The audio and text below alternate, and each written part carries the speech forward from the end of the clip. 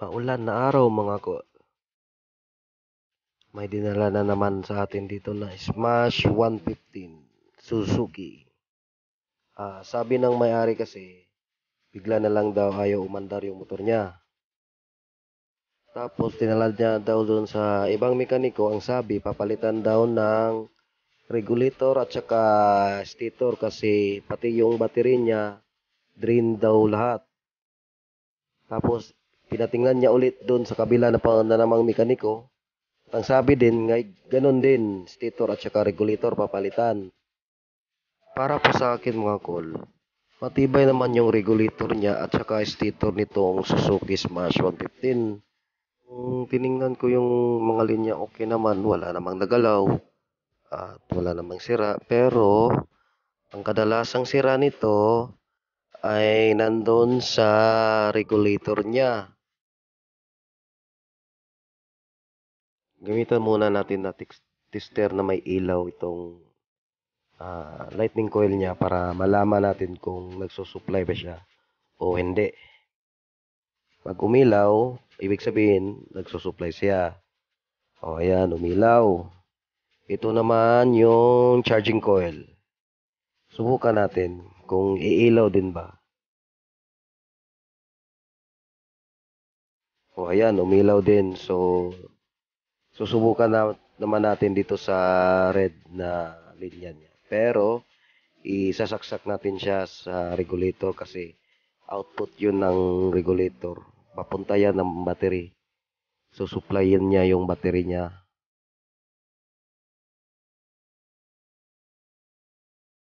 So, check natin kung iilaw ba. O, ayan, umilaw. Diba, walang problema. So, ang kadalasan sira nito is lost connection galing dyan sa socket. Yang pulang wire na yan, nag-lost contact yan. Kaya nga, kadalasan hindi na aandar, nalulubat. I-close up natin para makita natin. Ito, titignan nyo tong pula na wire. Titignan nyo yung dulo niya, parang may yung narurumihan siya. Yan. Kasi spark yan eh. Kaya nga kaganyan. Halos kadalasan ng mga Smash 115, ganyan ang sira nila. Yung sa may red wire niya. Kaya ang ginagawa ko, pinuputol ko tapos pinapaipit ko yun dun sa socket para direct siya sa sa regulator. So susubukan natin kung aandar o stable na ba yung andar niya kahit walang battery. Susubukan natin pandarin.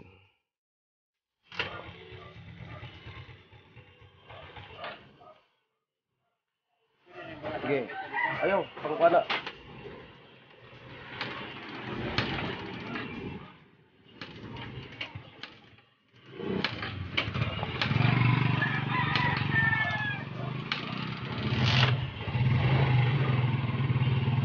So, mga call, maganda naman po yung andar niya. Stable naman po. Yun lang talaga ang problema nito, yung sa socket niya. Yung ilaw niya sa headlight niya, okay naman. Wala namang problema. Malakas naman. At saka, nung tinignan ko yung mga wiring, wala talaga problema. Walang naputol. Okay naman yung lahat. Pati dito sa may connection niya sa stator, wala naman talaga problema. Yun lang talaga yung socket ng regulator.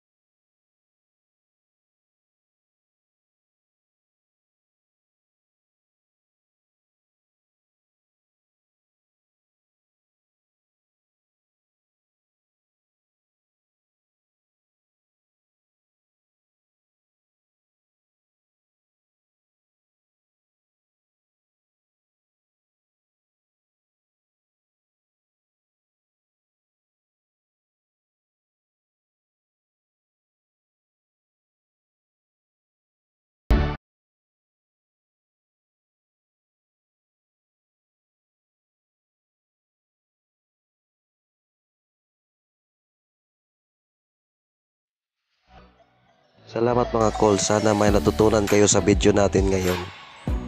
At huwag po nating kalimutan nga mag-like and subscribe sa YouTube channel ko para updated kayo sa mga bagong videos natin.